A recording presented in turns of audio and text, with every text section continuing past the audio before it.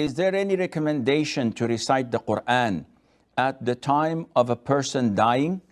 Can reciting help the dying person?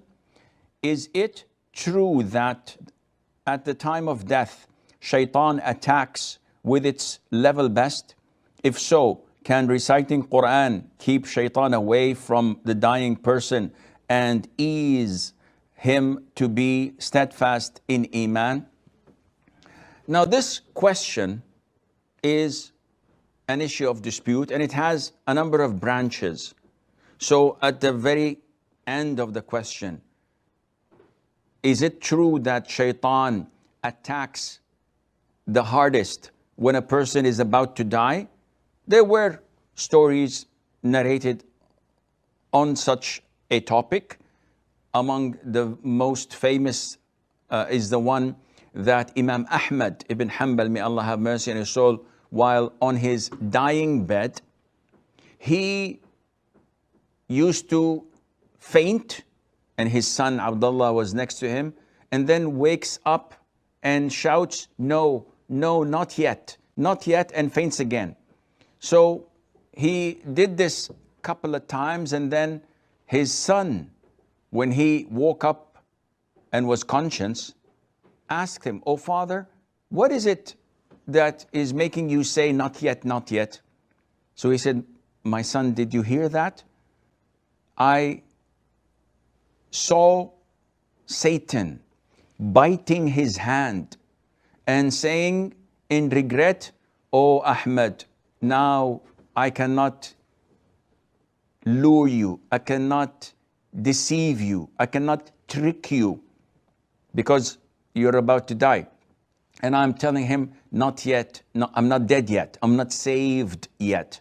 Once I die, you have no control over me. But now I'm still alive, and I have to be aware of what you might be doing or attempting to do." So yes, this is true that Satan attacks a person the hardest when he's about to die, because this is the last chance. And we know that the Prophet ﷺ said, "Innamal a'malu bil khawatim." Verily, deeds are by their conclusion, in the sense that whatever you die upon, you will be resurrected upon. So if you die drinking wine, you will be resurrected drunkard. If you die in the form of ihram, and you are in Hajj saying labbaik Allahumma labbaik, you will be resurrected on this as well. Coming back to the first question, is it recommended to recite the Qur'an while a person is dying? This is an issue of dispute among scholars. The Ahnaf, the Shafi'is, and the Malikis, let me rephrase that. The Hanafi, the Shafi'i, and the Hanbali school of thought recommend reciting Surah Yasin. And the Maliki school of thought say that this is not permissible. So who do we choose? Is it the majority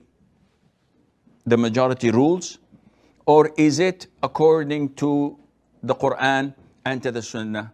Definitely it's according to the Quran and the authentic Sunnah. The three schools of thought that said that reciting Surah Yasin is recommended, they based their allegation and verdict upon weak hadiths in the virtues of Surah Yasin, and none of these hadiths is authentic. And hence, the way we deal with difference of opinion among scholars is that we follow whatever follows the Quran and the authentic Sunnah.